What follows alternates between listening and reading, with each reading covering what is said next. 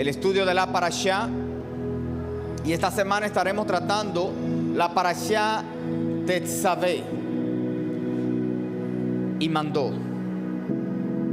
Ahora, esta parashá tiene un contenido altamente profético que tiene mucho que ver con nuestra redención, que tiene mucho que ver con la conducta de cada uno de nosotros como seres humanos, una conducta que tiene que ver con el prójimo, pero más bien tiene que ver con una identidad celestial, tiene que ver con un sacerdocio santo que ha sido constituido en este capítulo de Éxodo y que va a ser heredado por los hijos de Aarón y que luego va a ser pasado a nosotros a través de Yeshua HaMashiach. Ahora bien,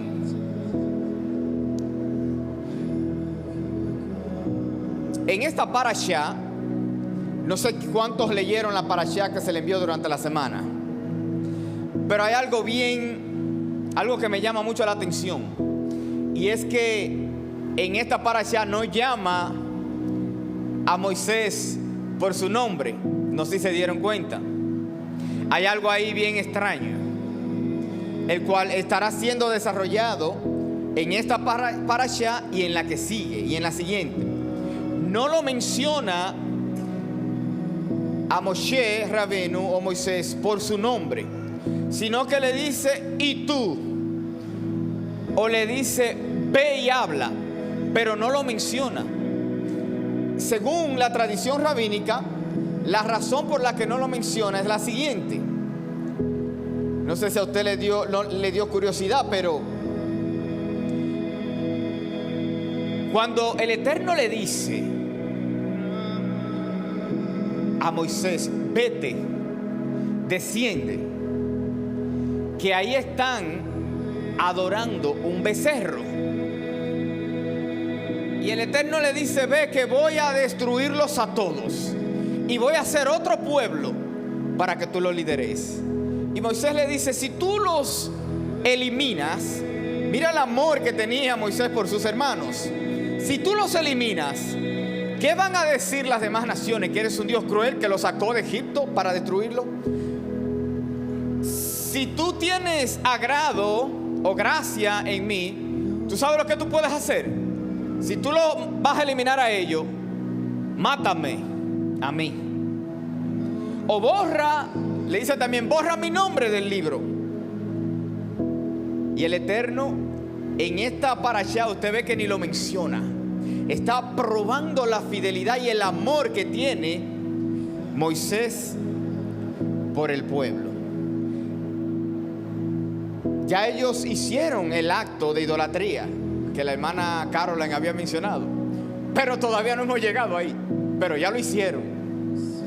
Vamos a desarrollar ese tema en la próxima parashá y nos vamos a dar cuenta porque el escritor movió ese versículo de la secuencia que le tocaba. Entonces es un dato bastante interesante que comienza la parashá asimismo en el capítulo 27 versículo 20, donde dice, y tú mismo. En los demás capítulos dice, y habló Yahweh, o habló Adonai, o habló el Eterno. ¿A quién? A Moisés. Aquí le dice directamente, y tú mismo ordenarás a los hijos de Israel que te traigan aceite puro de olivas machacadas. Otras versiones dicen prensadas, para el alumbrado, para hacer que la lámpara arda continuamente en la tienda de reunión, afuera del velo que está delante del testimonio. Ahí hay ciertos elementos donde me quiero detener por un momento, un instante nada más.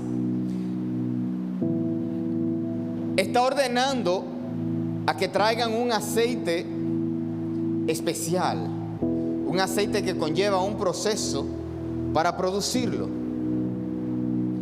No había pedido todas estas cosas en la parashá anterior, donde se levantó oro, se levantó plata, bronce, cobre, madera de acacia, aceite, para este mismo uso.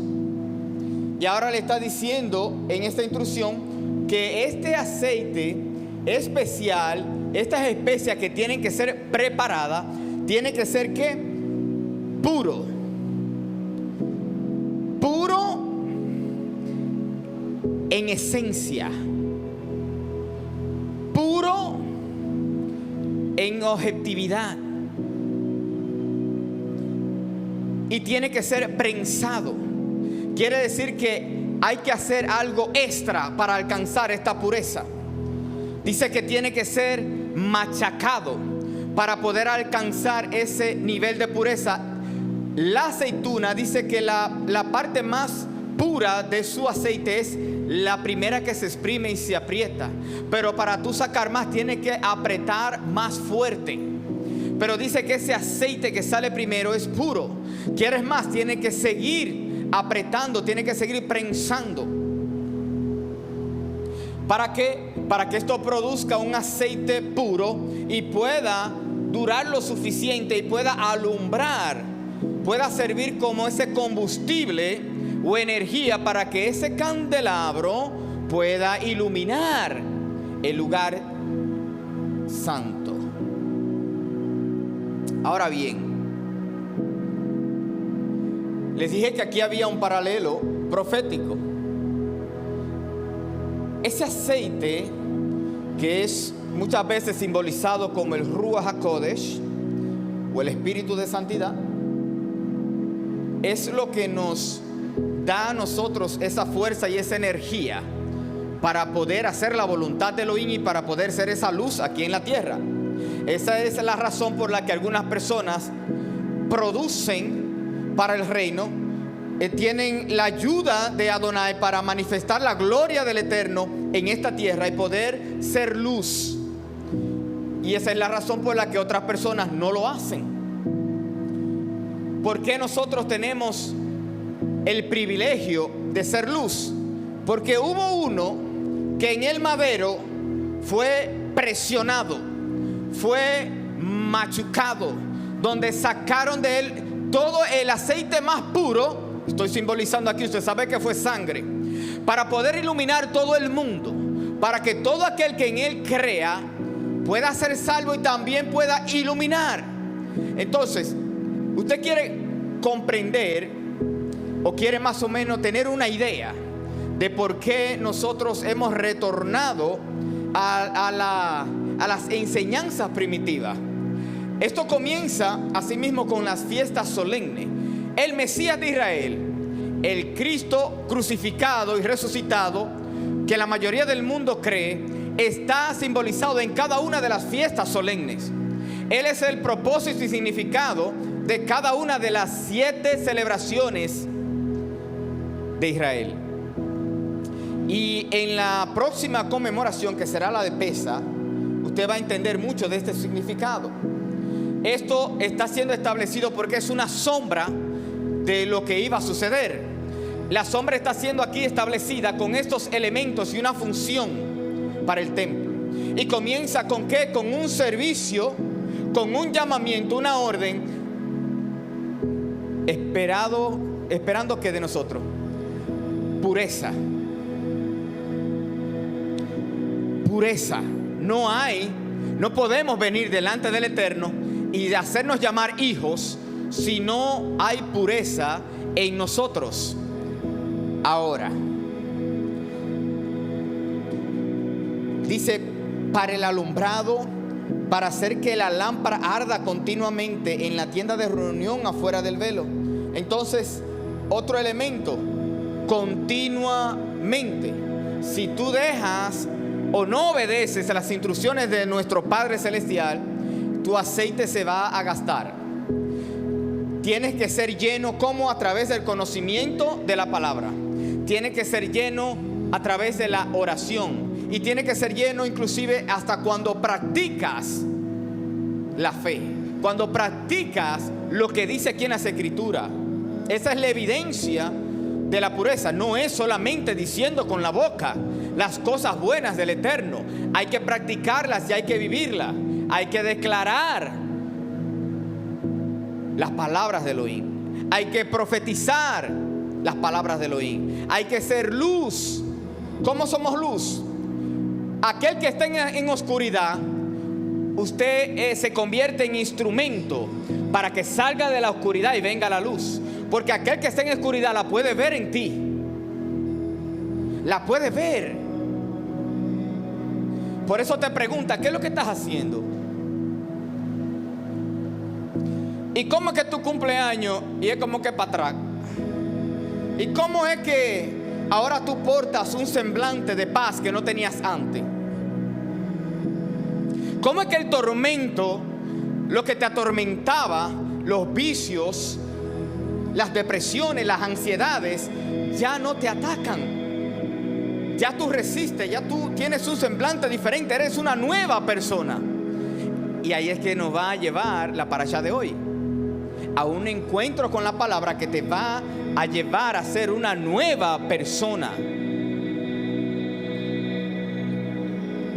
Dice el capítulo 28, versículo 1: traerás a tu hermano Aarón con sus hijos de entre los israelitas, para que me sirvan de sacerdotes: Aarón, Nadab y Abiú, Eleazar e Itamar, los hijos de Aarón. Ahora, dense cuenta que la función que va a hacer Aarón aquí va a ser de intermediario entre el pueblo y el Eterno.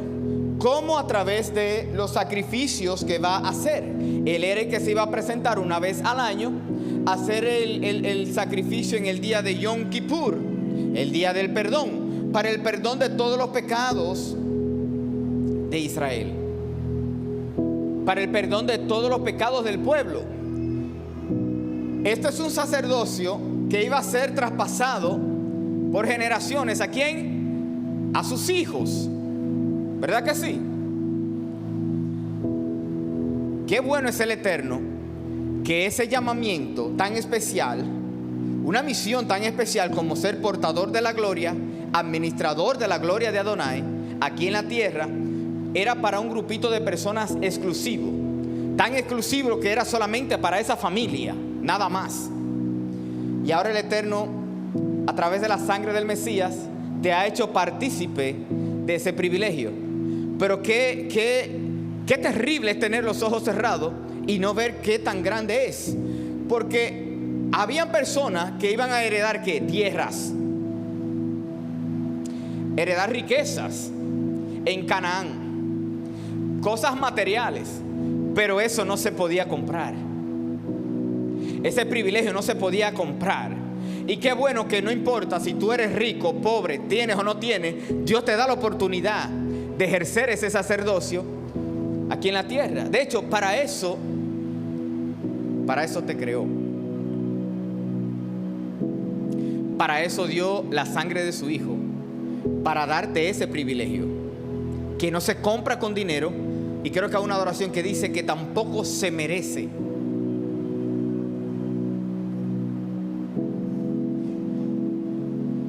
Entonces, Primera de Pedro 2:9, ¿qué dice?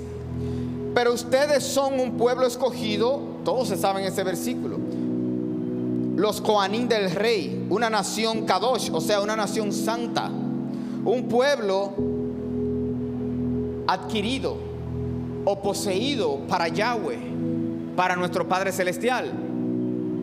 Se le estaba diciendo el Eterno a través de Moisés, Aarón y sus hijos, y aquí el apóstol Pedro se lo está diciendo ahora a todo Israel.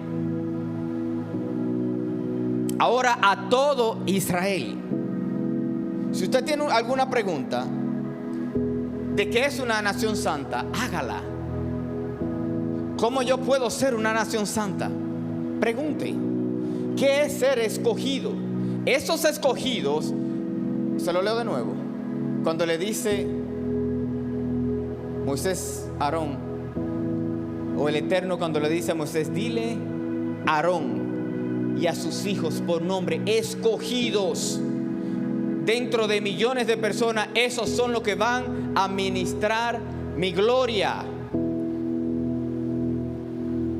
esos son los que van a hacer los sacrificios. Esos son los que van a estar cerca de mi presencia. Y aquí el apóstol Pedro te está diciendo que tú eres uno de esos escogidos, que ya ahora tú eres parte de ese sacerdocio, que ahora ya eres nación santa. Hay personas que no tienen ni siquiera una estima alta de sí misma, porque no sabes cuál es tu identidad, no sabes para qué el Eterno te creó, y creen que no tienen algún valor o que no son importantes para nadie. ¿Qué más importante que ser creación del Eterno y que seas creado para propósitos del mismo? Eso es lo más importante que puedes tener en la vida, o lo más importante o lo mejor que puedes pensar de ti mismo o de ti misma. Cuando usted se sienta débil o se sienta sin fuerzas, cuestione, pregúntele a Adonai quién eres. Pregúntale a Él para qué estás aquí. Y vas a ver cómo tu rostro va a cambiar. ¿Por qué fuimos escogidos? Como vemos en el libro de Apocalipsis 1, versículo 6. Y nos hizo un reino sacerdotal para su Dios y Padre. A Él sea la gloria y la soberanía por todos los siglos. Amén. Fuimos escogidos para gloria suya, para declarar las verdades del Eterno, para declarar su gloria, para declarar sus misericordias, para declarar su señorío. Para eso.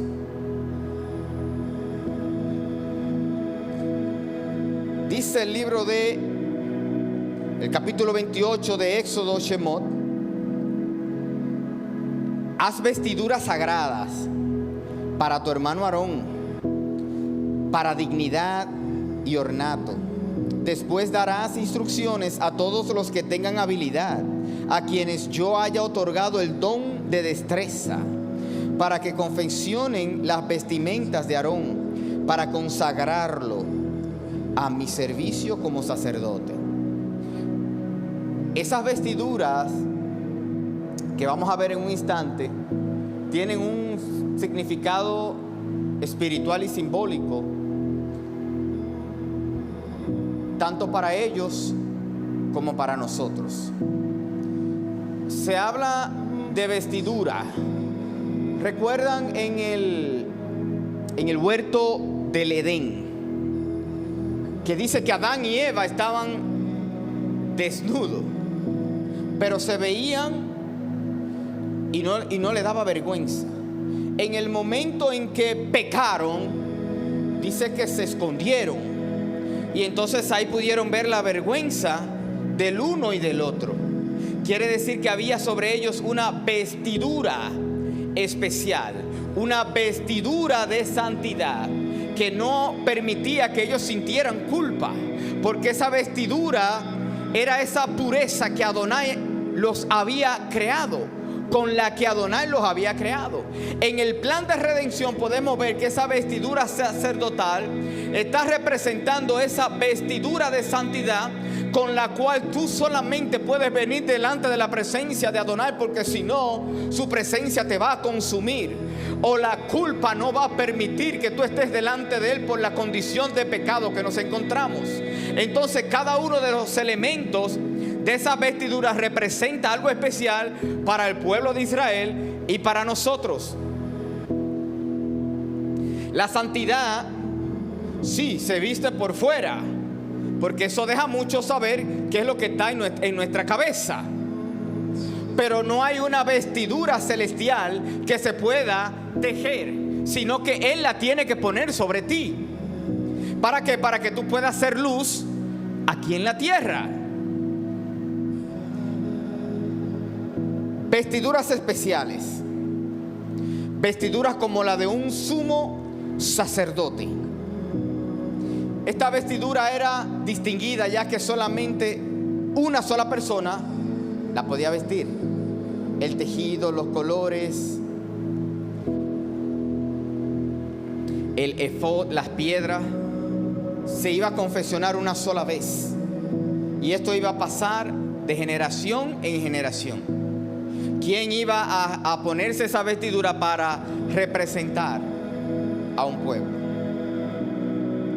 Dice el versículo 9 de este mismo libro, versículo 12, dice: luego toma 2 piedras de ónice.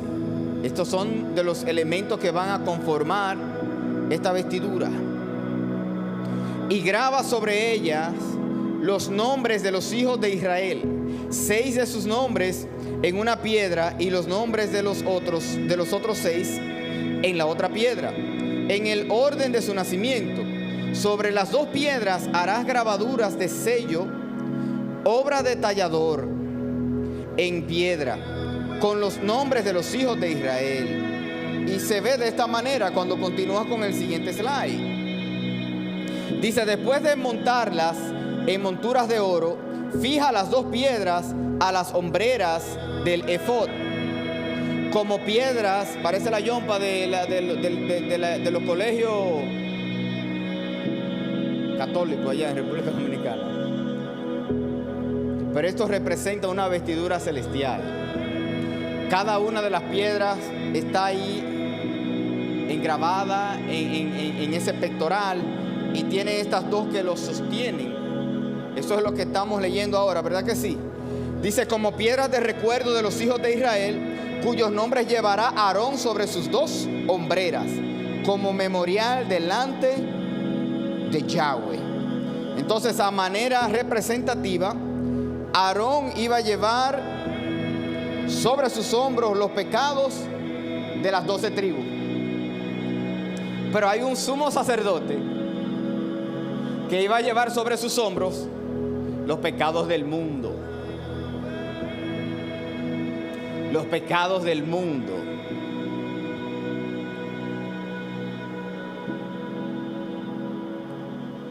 Las vestimentas de Yeshua es la vestimenta que nosotros debemos de portar. Yo sé que hay personas que cuando establecen lo que es guerra espiritual, inmediatamente se montan a Efesios y te dicen que te pongas el yelmo, te dicen que te pongas la coraza, te dicen que sacan la espada, te dicen que te pongas el apresto de la paz y que te pongas el cinturón. Y yo te recomiendo que te pongas las vestiduras de santidad de Adonai. Porque aquel que vive una vida pura y que tiene esas vestiduras de santidad, el enemigo no lo va a atacar. O el enemigo no lo va a destruir. ¿De qué te sirve la espada en la mano, la coraza, si no hay pureza y santidad dentro de nosotros? Si esa vestidura de santidad no se ve. La vestidura de santidad va primero.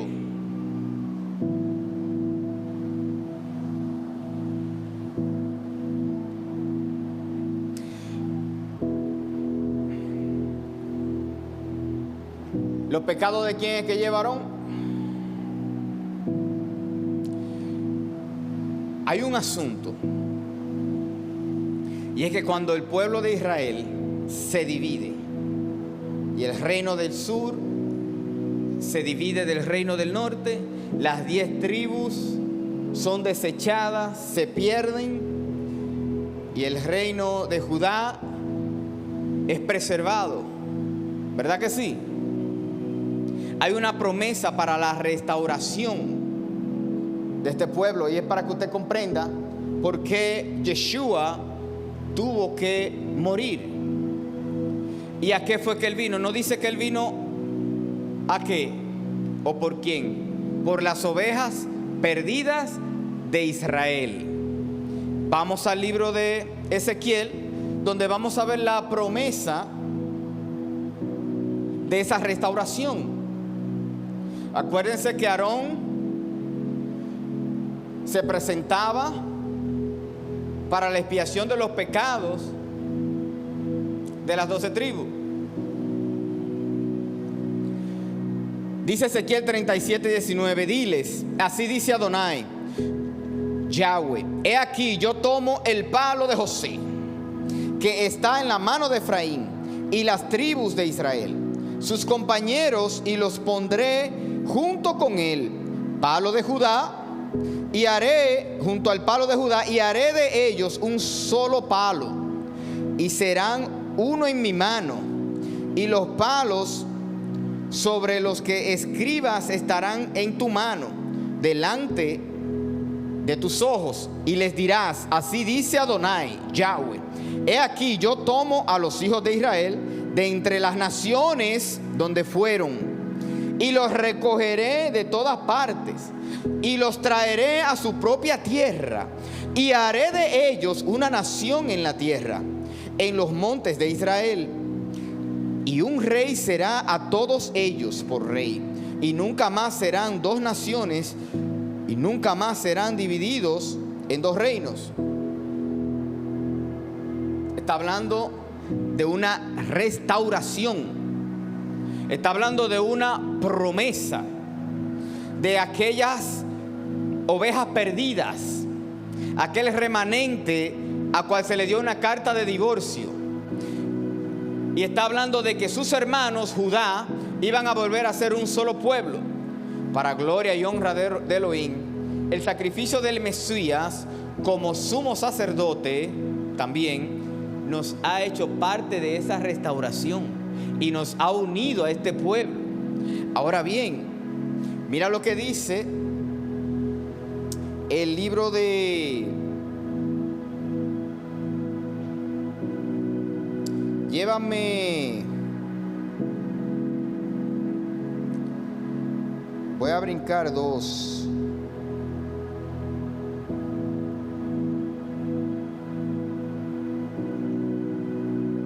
No.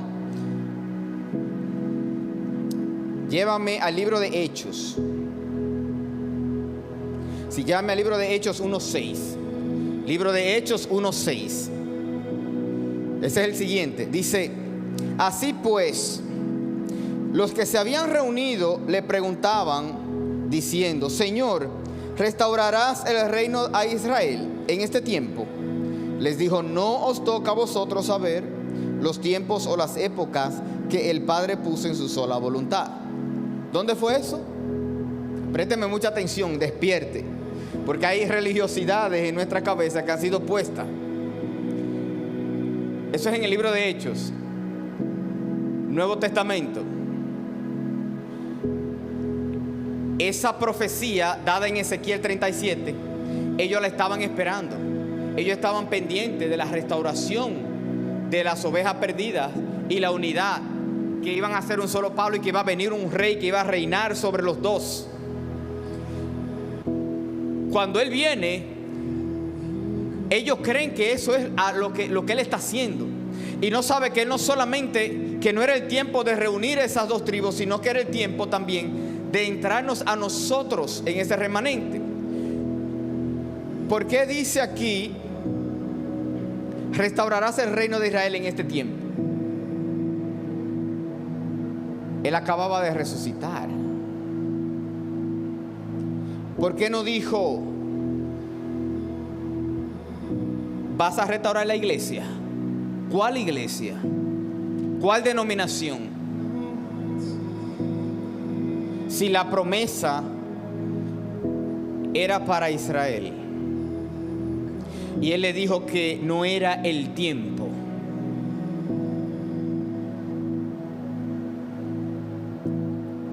¿Por qué no le dijo, no hay restauración de Israel?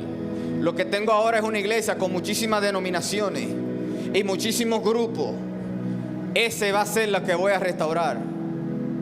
Eso no fue lo que dijo, porque ese no era el propósito.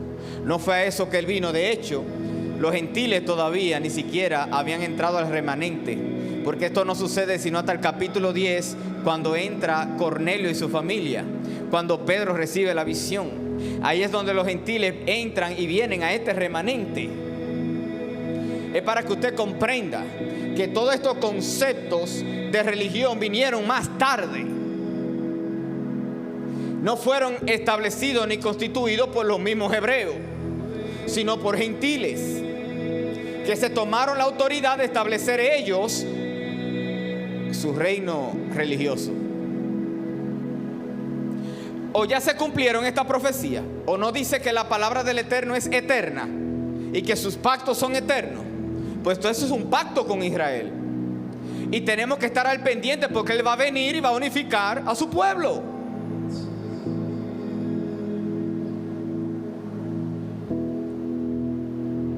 Para alguna persona esto es nuevo. ¿Por qué? Porque nunca se le ha enseñado. Hay partes en la Biblia que todavía tienen polvo, que nunca han leído esa página. Porque el concepto religioso siempre te va a repetir las mismas citas bíblicas por el resto de tus días.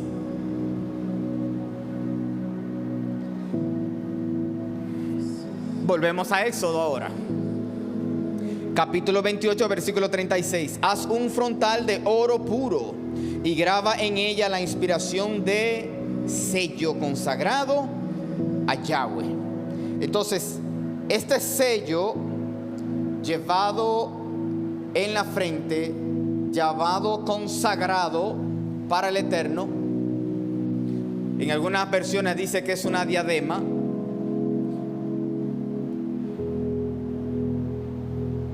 Está apartando sus escogidos, está consagrando.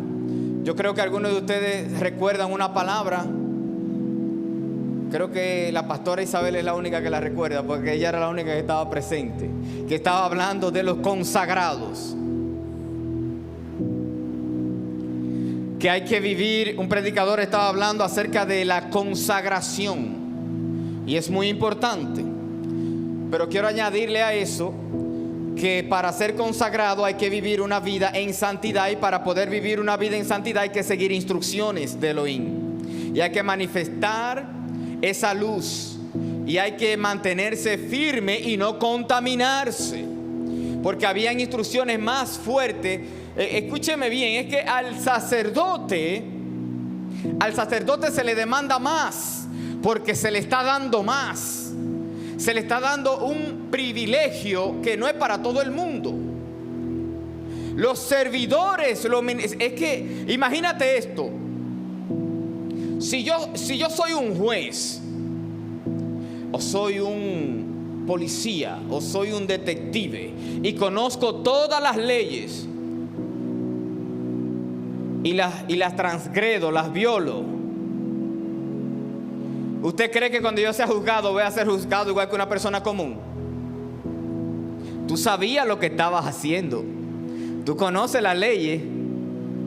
Tú sabías que no podías robar ni permitir que robaran, y fuiste parte del crimen. Por ende, tu condena será mayor que la de cualquier otra persona. Asimismo sucede con los sacerdotes. Si tú conoces los mandamientos de Adonai, te está diciendo que vivas una vida de pureza, pero vives una vida de maldad, asimismo seremos nosotros juzgados por lo que ya conocemos, porque sabemos lo que estamos haciendo. Entonces el consagrado que sepa que cuando transgreda los mandamientos de Adonai, los golpes serán más fuertes y más duros. Los juicios serán más duros, los golpes y las plagas serán más fuertes.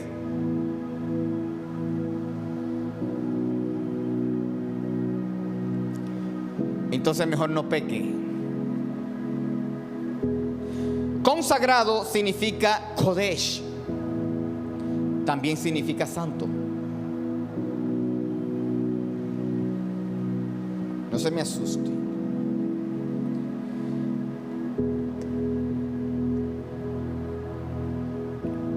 En Efesios 1:3 dice: en él también ustedes, habiendo oído el mensaje de verdad, la buena noticia de su salvación, y habiendo creído en él, fueron sellados.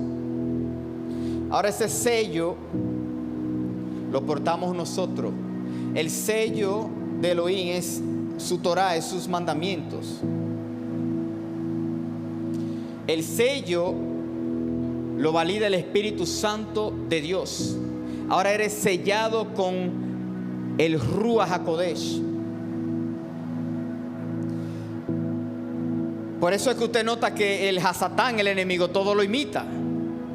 Por eso es que va a haber un tiempo, y lo vamos a ver en Apocalipsis, y tiene que ver con el sello de la bestia. Y que a alguna persona le van a poner un sellito aquí que dice 666. El sello de la bestia es prácticamente lo contrario a lo que Adonai está estableciendo aquí en esta parashá, que es los mandamientos y el espíritu de santidad. Quiere decir que los que tengan el sello de la bestia van a desobedecer todo lo que el Eterno haya instruido. De eso se trata. Se trata de que no va a haber ley, ni mandamientos, ni santidad, ni nada en este mundo. Tú no necesitas un sellito en la cabeza para manifestar la maldad. No tiene que ser evidente. Las acciones determinan si tú estás sellado o no. Dice, y habiendo creído en Él, fueron sellados ¿con qué? Con el Espíritu de Santidad, que se había prometido, que es la garantía de nuestra herencia para la redención de lo adquirido, para la alabanza de su gloria. Entonces, una herencia. Esa herencia que era para los hijos de Aarón, esa herencia ahora es nuestra. Esa herencia ahora es tuya. Esa herencia te la ha dado el Padre a través de su Hijo, a través de Yeshua HaMashiach.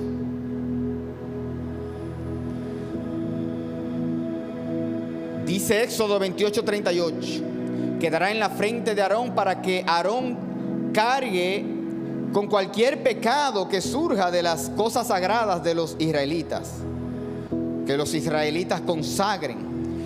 De cualquiera de sus donaciones sagradas entra sobre su frente todo el tiempo para ganar la aceptación para ellos delante de Yahweh. Ahora hay algo aquí bastante interesante que tiene que ver con este frontal de oro y algo que tiene que ver con la ofrenda. Esta señal que iba a tener Aarón en su frente tenía que ver con sabiduría, tenía que ver con entendimiento, tenía que ver con que si alguien iba a hacer una ofrenda de mala gana o una ofrenda con defecto, este hombre tenía el discernimiento para darse cuenta y poderlos remover y poder hacer juicio justo sobre aquellos que estaban haciendo estas acciones. Te está diciendo también que el día de hoy usted tiene que ser sabio, tiene que tener entendimiento y sabiduría de cómo usted está haciendo su ofrenda. Ya hablamos de ese tema. O sea, usted tiene que ser entendido, diligente con su ofrenda. Que no se hace a lo loco y que no se hace por hacer y que no se hace porque te manden, sino porque tú estás entendido, que tú tienes esa sabiduría que le está siendo dada a Aarón.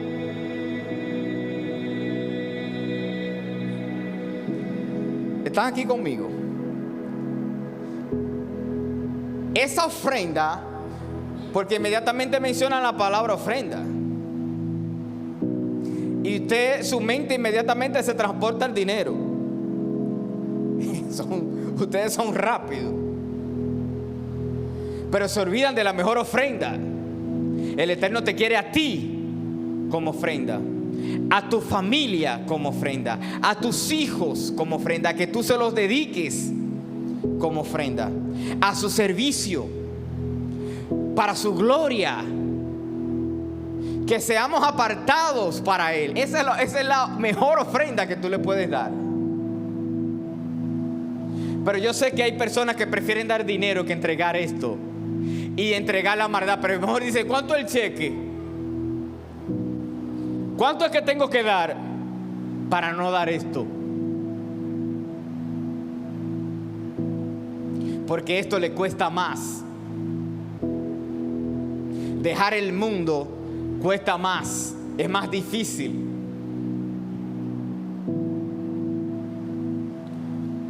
Porque no hay sabiduría. Voy a ir acelerando. Dice el 29, versículo 5 de Éxodo. Entonces, toma las vestimentas y viste a Aarón con la túnica, el chaleco del efod, el efod y el pectoral, y cíñelo con la banda decorada del efod. Entonces, esta vestidura o todos estos componentes lo que representan es una gran responsabilidad.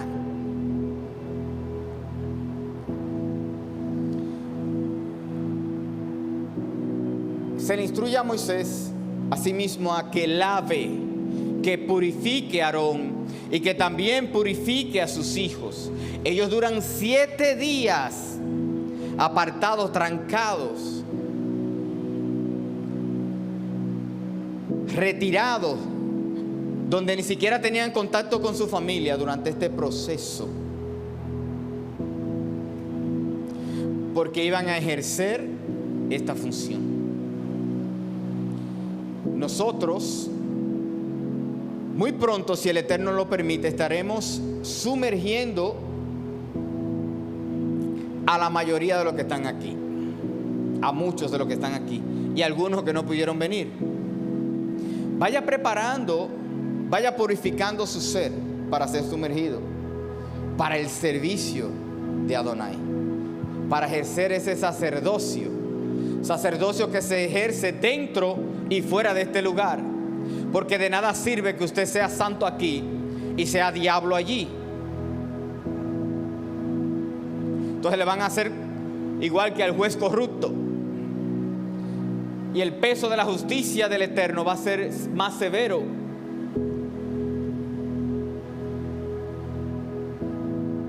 Vaya preparando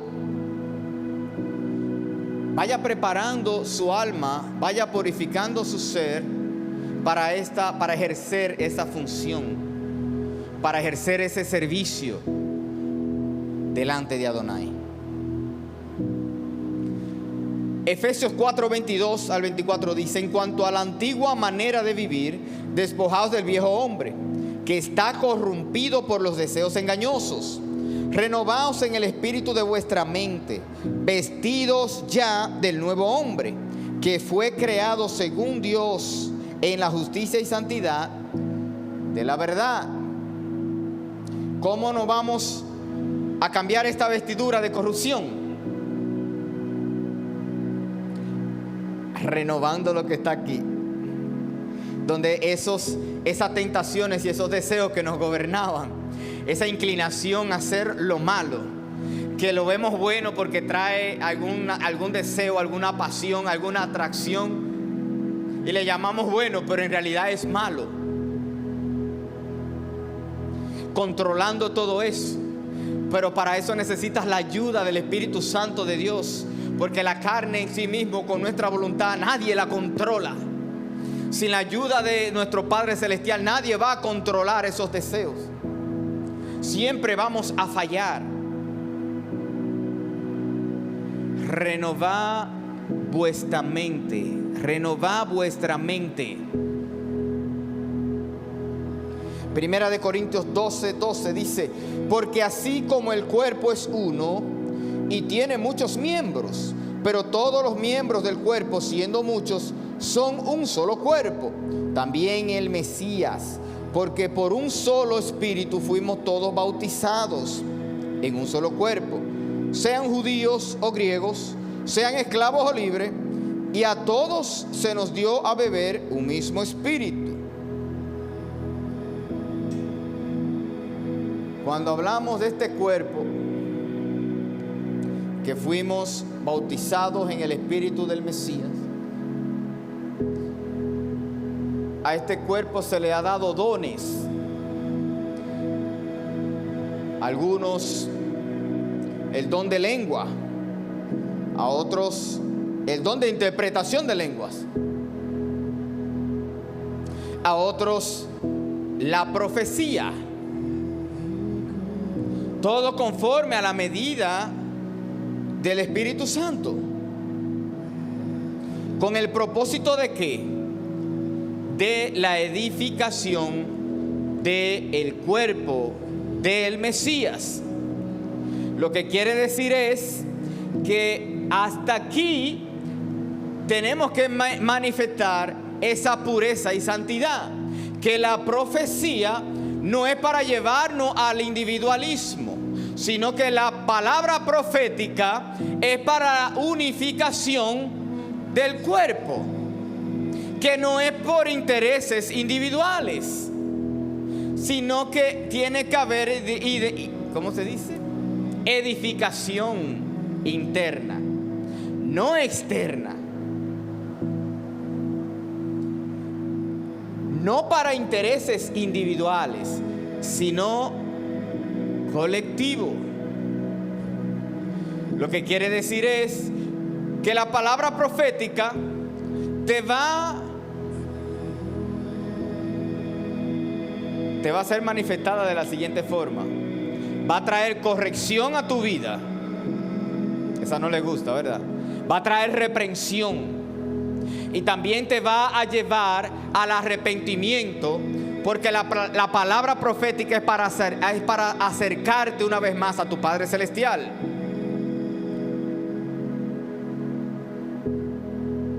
Pero hay personas que quieren la palabra profética como si fuese una lotería, para que se cumplan mis deseos. Pero la palabra profética es para que los deseos del Padre se hagan en tu vida. Si tú no eres rico, es porque el Padre no lo desea. Si tú no eres rica, es porque el Padre no lo desea. Deja de estar buscando adivinación para que te den los números.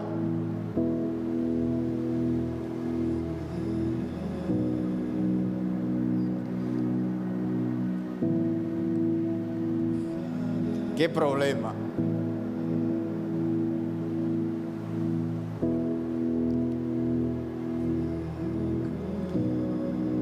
La palabra profética no es la que yo quiero escuchar, es la que el Eterno me quiere dar. Por eso es que en la oración siempre el Padre Nuestro lo recita, pero no sabe ni lo que quiere decir. Que se haga tu voluntad aquí en la tierra como en el cielo. Pero cuando se hace su voluntad, no la quiero. Muy dura.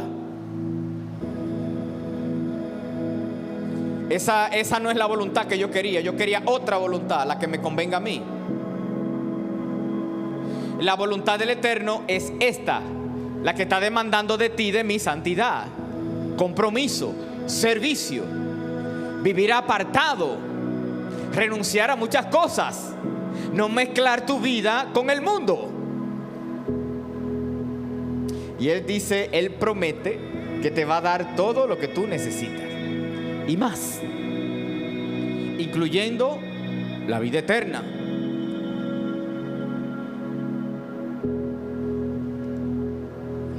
Tan serio, tan serio. Yo espero que la gente en las redes sociales no se pongan tan serios como están ustedes. El versículo 21 del capítulo 29 dice: tomarás la sangre que hay sobre el altar y del aceite de la unción y lo esparcirás sobre Aarón y sobre sus vestiduras, sobre sus hijos y sobre las vestimentas de estos, y será consagrado, y sus vestiduras y sus hijos y las vestiduras de sus hijos con él. Hay una gran analogía aquí. Hay algo aquí muy interesante. Yo espero que usted tenga su mente preparada. ¿Estamos aquí? Dice que tomarás la sangre que hay sobre el altar y del aceite de la unción y lo esparcirás sobre Aarón. Entonces hay una sangre que lo está dándole una vestidura. hay una sangre que lo está consagrando. Hay una sangre que nos da esa vestidura a nosotros y nos consagra, la sangre del Mesías. ¿Verdad que sí? El libro de Hebreos, capítulo 9, versículo 13 al 14 dice: porque si la sangre de cabros y de toros y la ceniza de las novillas rociadas sobre los contaminados los santifican, concediéndoles una purificación externa. La purificación que nosotros recibimos del Mesías es interna. Cuanto más la sangre del Mashiach, quien mediante el Espíritu Eterno se ofreció a sí mismo sin mancha a Elohim, limpiará nuestra conciencia de las obras muertas para servir a Él. Entonces, ¿qué nos está hablando esto? Que hay un sacerdocio especial. Ahora abra sus ojos y sus oídos. Un sacerdocio diferente. No como el de Aarón, no como el de sus hijos, sino que el sacerdocio del Mesías era superior, porque no limpiaba temporalmente, sino que nos limpia ahora para siempre y limpia nuestra conciencia. Ellos hacían los sacrificios por sus pecados, pero seguían pecando.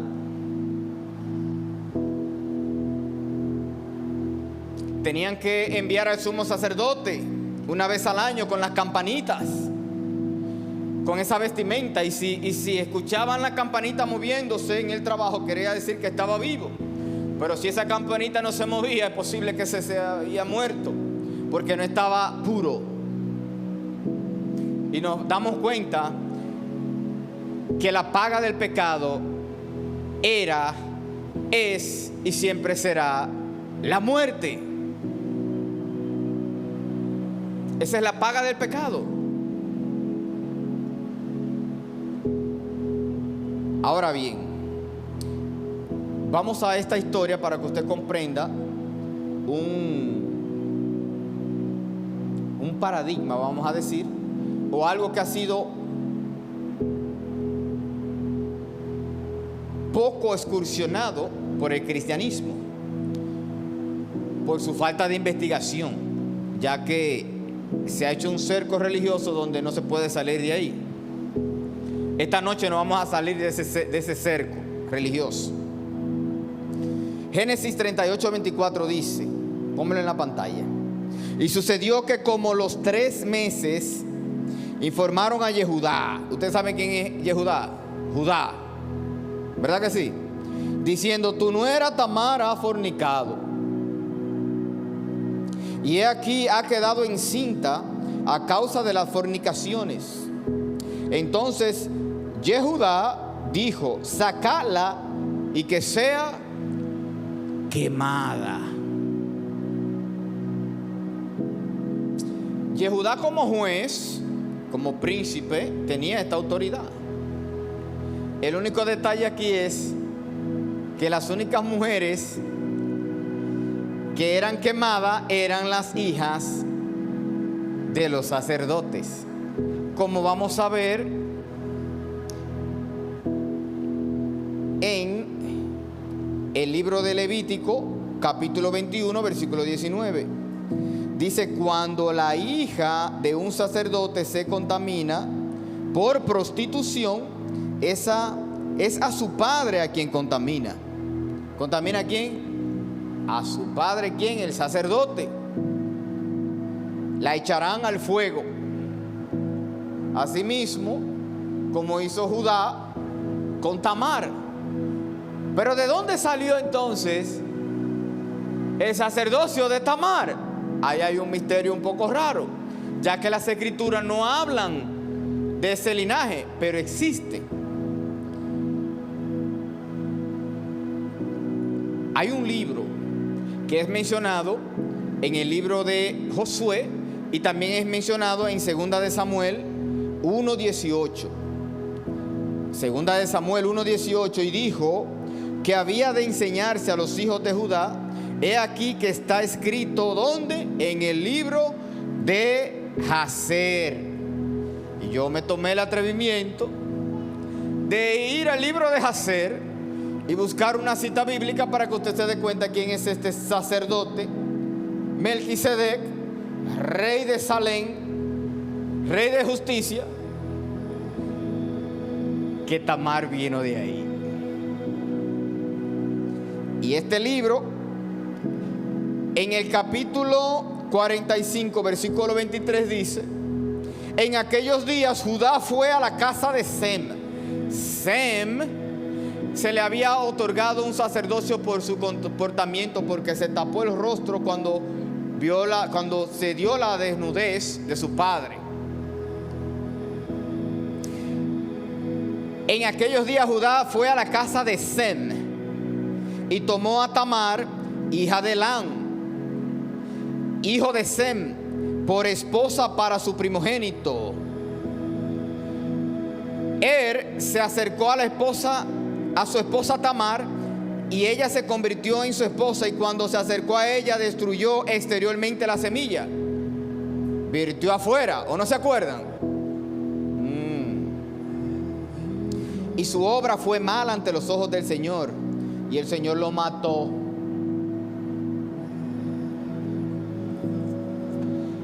Y si usted no sabía quién es Melquisedec, rey de Salem, porque en las religiones lo describen como un ser místico, como un ángel espiritual, no es ser un hombre humano, físico. Y era Sem, el hijo de Noé, y era sacerdote. Y si usted no sabía, ¿por qué entonces el Eterno, cómo establece en su providencia, en su omnisciencia, no permitió que quedara embarazada de ese charlatán? Lo que hizo fue que lo mató, de uno de los hijos de Judá. Sin embargo, ¿quién permite que le embarace? Judá. Y es de ahí donde viene el linaje del Mesías. Ahora usted entiende por qué es rey y también es sacerdote. Su mamá era hija de sacerdote y su papá, o el linaje de su papá, era el rey. Por eso era que decía que venía de un linaje desconocido. Ahora te estoy hablando de este libro de Jacer, no te lo estoy predicando, ni te estoy diciendo que es revelación divina. Te lo estoy diciendo como punto de referencia para que tú comprendas que ese sacerdote, rey de Salem, era un ser humano y era hijo de Noé, y tuvo una hija, la cual Judá la tomó, y es de donde viene el linaje del Mesías. Por eso es que él tiene el sacerdocio que él asume, es un sacerdocio como el de Melquisedec, rey de Salem.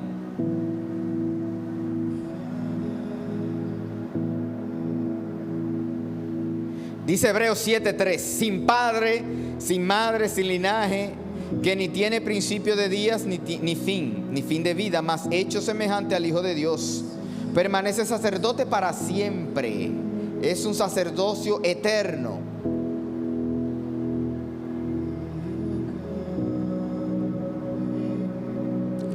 Esto es algo realmente poderoso.